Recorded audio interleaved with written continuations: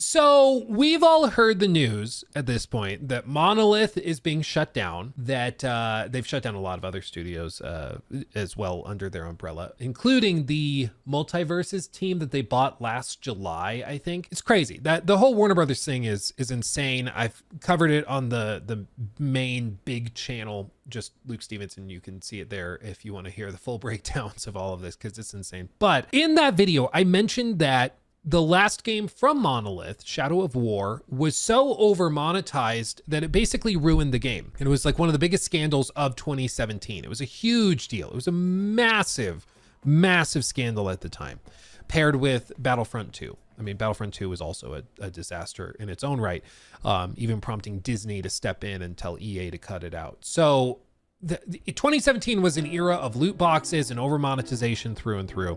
It was a crazy time. But a lot of people, surprisingly enough, in that video's comment section, didn't believe me that Shadow of War was so horrifyingly over monetized. And I think it's because after they released Shadow of War, they let it sit out for like 6 months or a year, whatever it was. And then they stripped out all the loot boxes. After everybody had already spent all the money, they gutted all the microtransactions, just like Danny says, and they rebalanced some stuff so that you could play the game without all of that over monetization. But the damage was kind of already done, right? So they stripped all that out.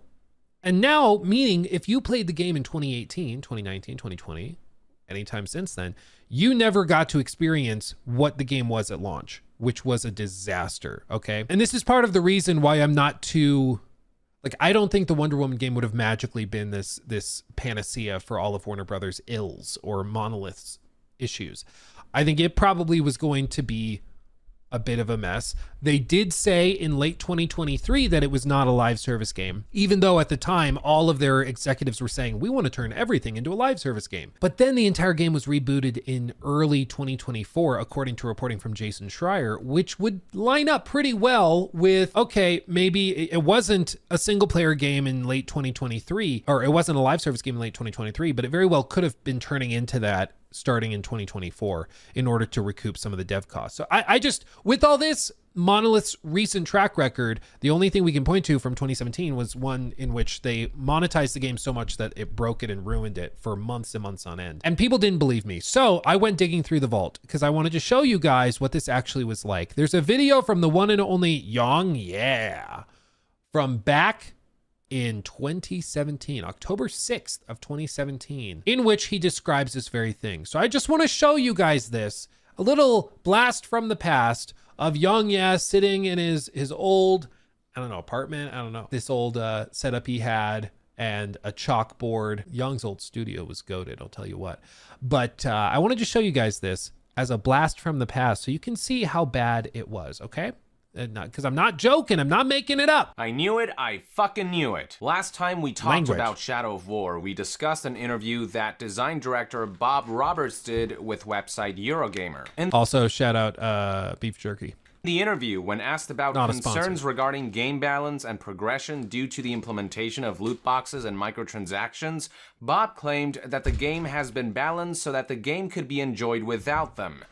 This is the key point, okay? Because a lot of people have been like, Luke, what's the big deal about microtransactions, cosmetics, loot boxes, all that in video games that are single player? Like, if you don't like it, just don't buy it. The problem is, if the game is balanced in a way to push you into spending money, it makes the experience worse unless you're spending money, because there's nothing else to push you. You know, if playing the game without spending money is an awesome, amazing experience, why would people need to spend money on gameplay affecting things? It's one thing if it's cosmetic. I like cosmetics, paid cosmetics in single player games. I think it's kind of stupid, but if that's how you get some extra cash, I can live with that. It's when you start selling things like XP boosters or crafting materials or actual XP things to level up and stuff like that that start to really affect it. And the old example I've given is with like AC Odyssey. I like Odyssey for a lot of reasons, but one thing I really don't like about AC Odyssey is how the XP scaling works. Because basically,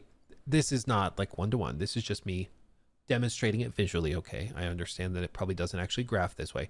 But what it feels like when you're playing AC Odyssey is that as you're going through the main story, you kind of reach a point where your XP gains become lesser and lesser, marginally lesser for each hour you spend playing. And so as you're playing through the main story, maybe the level expectation to continue questing is like this, a linear path. So you have to make up all of this space between your current XP level and where you need to be to continue a quest by doing side quests, right? You start grinding out side quests, and that's how you get from here up to the point to do the main story. Maybe you're level 35, and you need to be level 40 in order to do the main story quest to continue on with the game. So you reach a point where you have to grind out side stuff to gain XP to continue with the main story. But they just so happen to sell an XP booster for $5 is what it was. And what this does is it then changes this black line. So instead, it kind of works like this, and you always are good to go for the main story. So if you want to just blast through the game doing no side content at all, you can do that because you're always at or above the requirement for the main story. And what that does is it turns the game into something where it feels like it's been balanced around you spending the $5 instead of being balanced around players, just playing the game organically. Yeah, you're damn right. I did the same graph at least 3 times already. You're damn right. That's what we do here, is we do the same thing 15,000 times. But this is why it's crucial, is because when they announced that they were going to have monetization in Shadow of War, the game's directors and people came out and said, no. We balanced it based on just playing the game and enjoying it raw. There is no impetus to push you into spending real world money. No.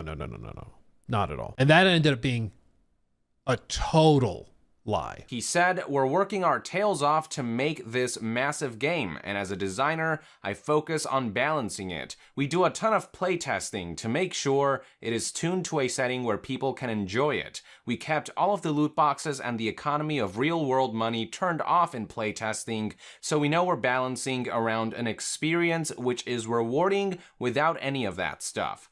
Hopefully, when it is out there and people are able to talk about their experiences, then the balancing question will be answered, hopefully by people you trust to play through it and see that." And I do not know how on earth that could be true. What it possibly is, and this is where things get a little sneaky. I think what he was trying to say is that when you play through the main story, we balanced that around no loot boxes. I think that's what he was saying. But the end game, that's a free-for-all. Because Shadow of War is kind of like this, where it's like the game starts, the credits roll oh my God, I'll just say thin. This is where the thin. This is where the game technically ends. The credits will roll after 25, 30 hours or whatever it is. And then all of this is endgame grind. And it's here where the loot boxes were crazy, where they were necessary in order to actually play through the game in a decent amount of time. But I think what he was trying to get away with saying is that, oh yeah, we balanced all of this to be not super aggressive and over monetized with our playtests. He didn't mention the end game, which I think is how he was getting away with it.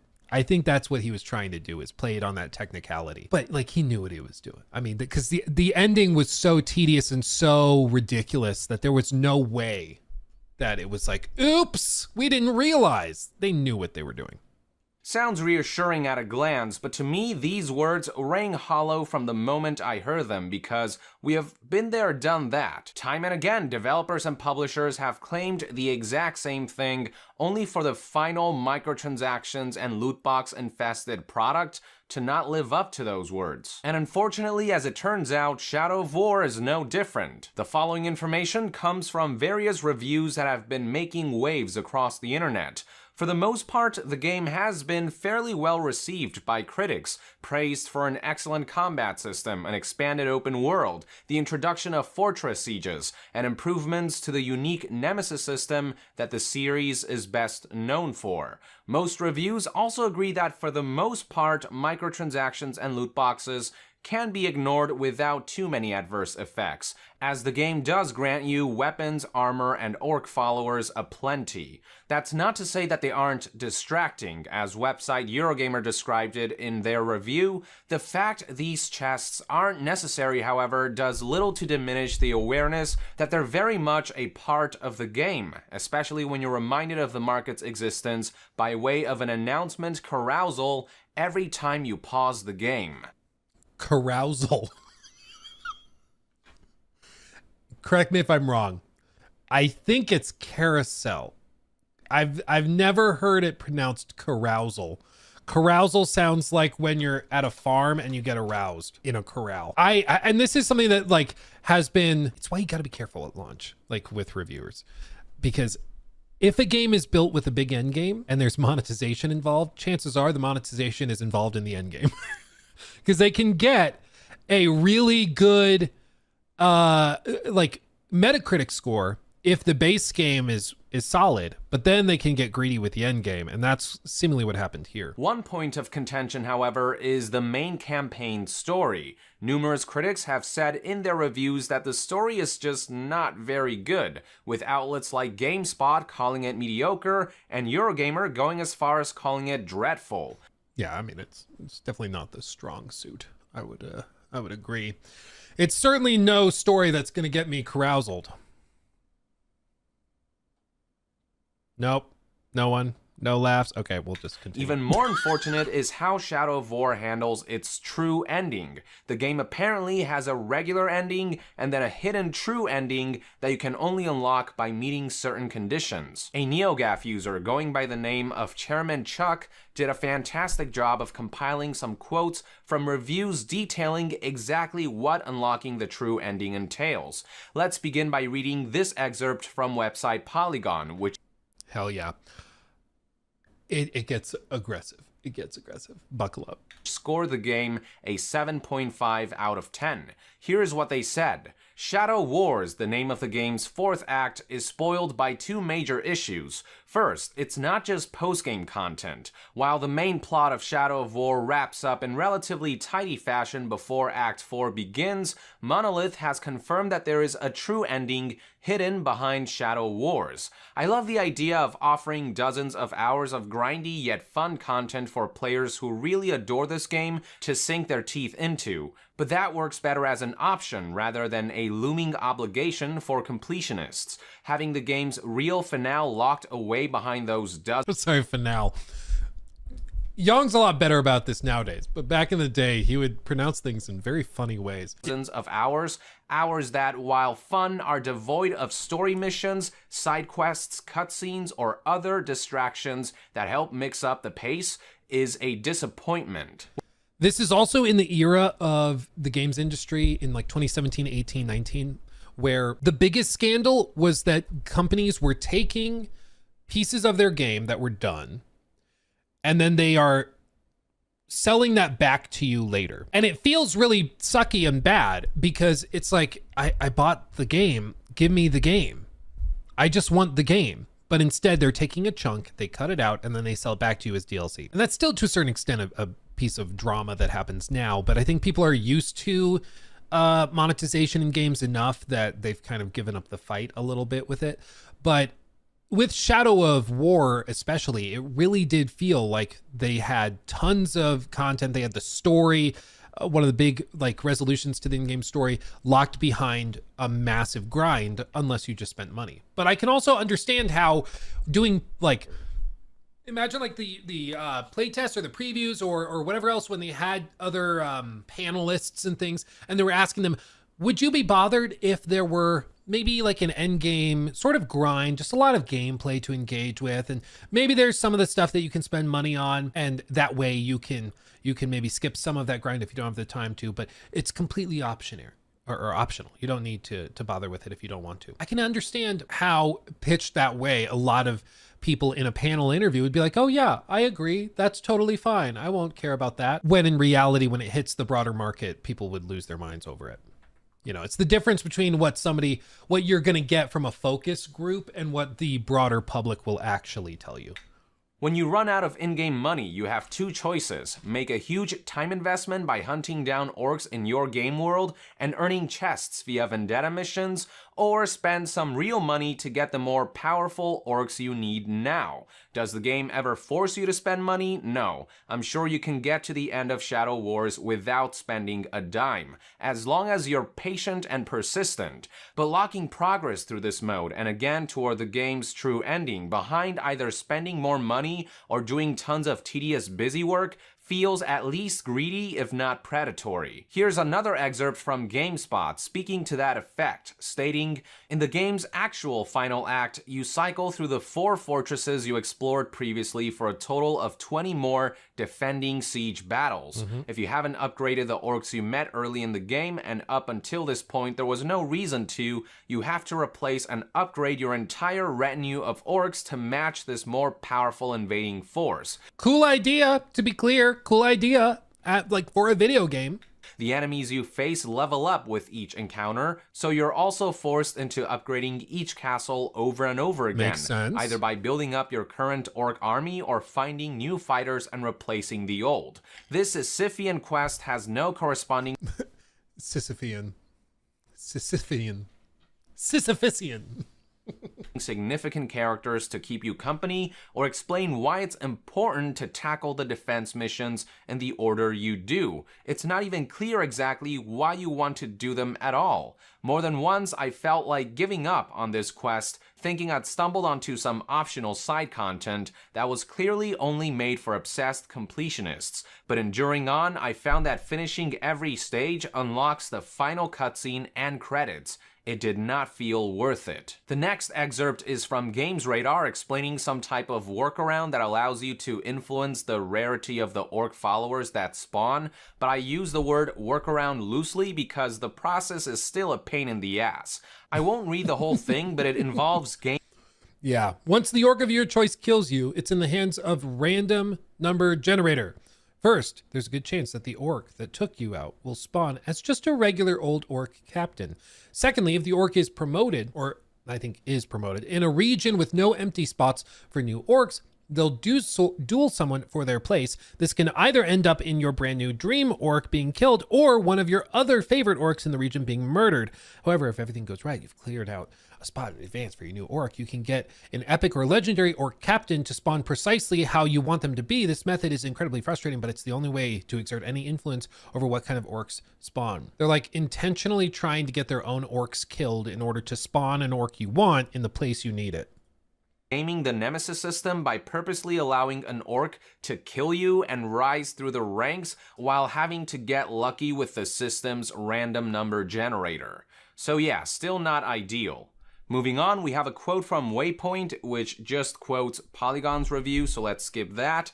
Last but not least, the NeoGAF user also gathered a quote from Eurogamer Review's comment section. Here's what the user said. "A word of warning about microtransactions. If you want to complete the endgame and see the true ending, be prepared to buy the XP boost from the store while you're playing the campaign or face a 40 to 50 hour grind. I finished the story in about 15 hours and agree that it's awful, and have been grinding for 8 hours a day for the past 4 days just to level up enough to finish the Shadow of War endgame content, and it is indescribably tedious." There it is, folks. I don't know how you finish the main game in 15. I guess I do tend to play those games on hard, so maybe that's why. I don't know, maybe they were playing on easy. I don't know. But it's just, it was crazy tedious. Crazy tedious. And unapologetically so. But then about 5 months go by and this happens. The gaming industry's backtracking on loot boxes continues with the latest development. Come July 17th, 2018, 10 months after its release, Middle-earth Shadow of War will be removing its paid loot boxes, microtransactions, and marketplace. The last major release to backtrack so epically was, of course, Star Wars Battlefront 2, which removed in-game purchases on launch day and only recently updated its progression system to resemble a proper game and not a glorified gambling pay-to-win system. It's clear that since the Battlefront 2 controversy, the gaming industry as a whole has been feeling the pressure of loot box stigmatization on numerous fronts, and it seems as though Warner Brothers Games has buckled under the weight as well. So here's the announcement in full from a Monolith Productions community manager. So they cut it out. They removed them. So now when you go, there's little bitty things that are remnants of it. But as you can see, like, you'll get these chests, but you aren't prompted to pay with real world money for them. Some of them are given as like rewards within gameplay and stuff, but that makes the Middle-earth series stand out from the competition, the Nemesis system. Of course they knew that players' relationships with Uruks would be compromised the second they were relegated to becoming mindless loot to grind for or pay for, rather than to being meaningful encounters like they were in Shadow of Mordor. Every issue highlighted in this announcement is dead on, but they are feigning ignorance, pretending like they came upon this realization just now, acting like they're being generous for rolling back and deciding to no longer tarnish their game's integrity long after they've squeezed the marketplace dry. The audacity behind it all is simply astonishing. They kept the Dude, I love how Young used to be so dramatic. I don't know if he's so dramatic nowadays, but it's funny. So point is, it was bad. It was really, really bad. And these are the, like, Warner Brothers been like this for ages, to be very, very clear. And that's why it made Hogwarts Legacy so surprising when it didn't have any of this stuff. But Monolith specifically, and this was also true of Rocksteady. People forget, but Rocksteady would do insane stuff too.